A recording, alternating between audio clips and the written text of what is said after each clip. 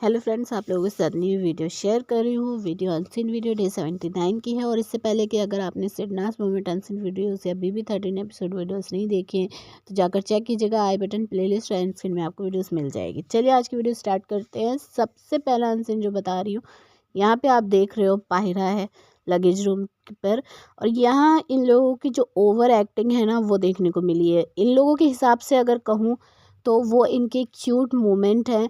मतलब जो 70% फैंडम वाली लड़की है वो, उसने खुद अपने मुँह से ये चीज़ बोली थी कि हम लोगों का जो है क्यूट मोमेंट दिखाए नहीं गए। अगर दिखाए होते तो सारे फैंस जो हैं वो हमारे होते। इनफैक्ट 70% जो ऑडियंस है, जो फैंस हैं, वो हैं हमारे। ये चीज़ इसके खुद के मुँह के कहने थे। और ये जो यहाँ पर क्यूट मूवमेंट वाले, इनके हिसाब से जो क्यूट मूवमेंट वाली वीडियोज़ हैं, वो हमारे हिसाब से, पब्लिक के हिसाब से बहुत ज़्यादा वाहियात वीडियोस थी।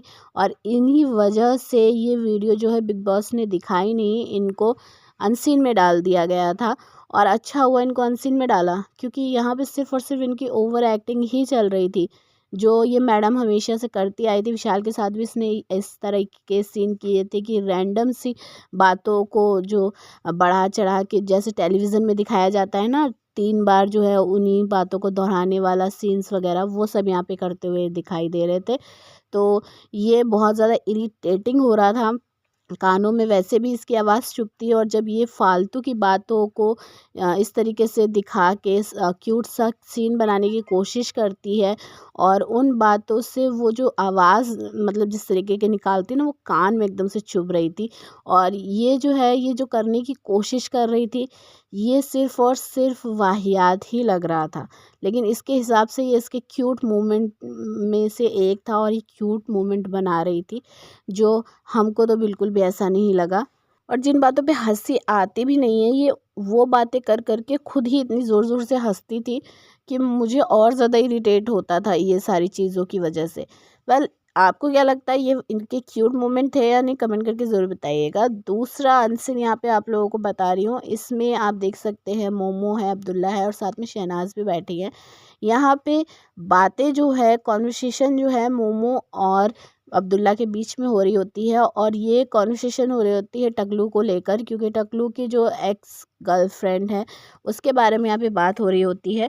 यहाँ पे अब्दुल्ला जो है वो पूछती है मोमो से कि आकांक्षापुरी ये कौन है, मतलब जो उसकी एक्स गर्लफ्रेंड, मतलब उसकी गर्लफ्रेंड तो है टकलू की, बोलती है पारस की, लेकिन वो मतलब है कौन, एक्ट्रेस है क्या है? तो यहाँ पे मोमो बताती है कि वो मतलब यहाँ मिस इंडिया जो है वो रह चुकी है।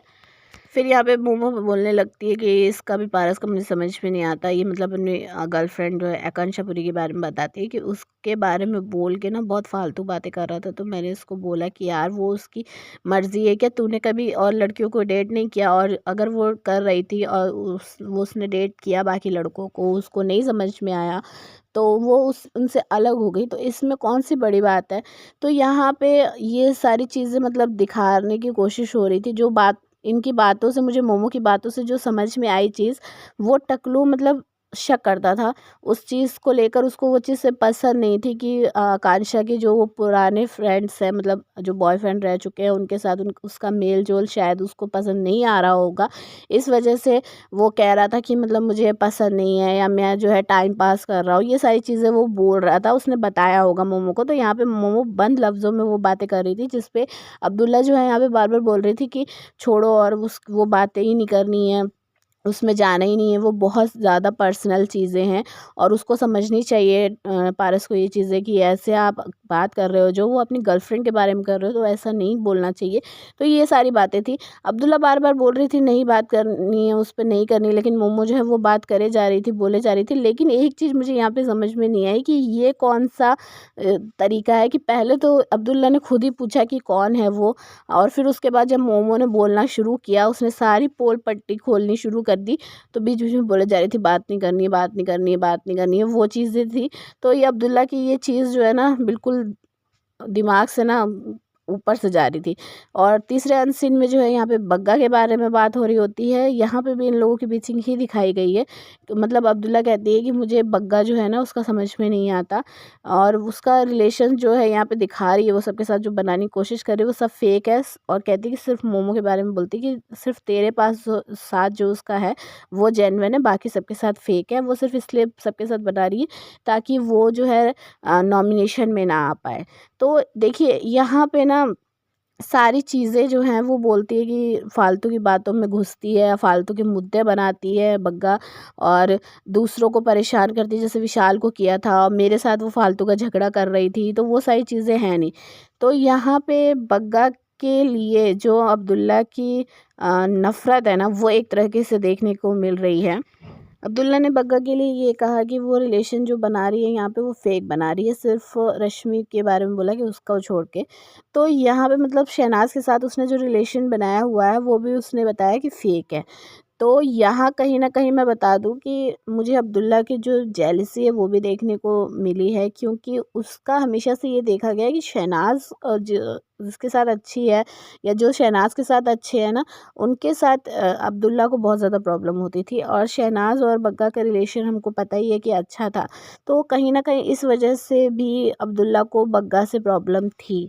और मेरे हिसाब से सबसे ज़्यादा फालतू मुद्दे बनाना और फालतू की बातों में दूसरों की बातों में घुसने वाली चीज़ें जो हैं वो अब्दुल्ला ने की हैं। तो ये बग्गा को कैसे उस चीज़ के लिए कह सकती है।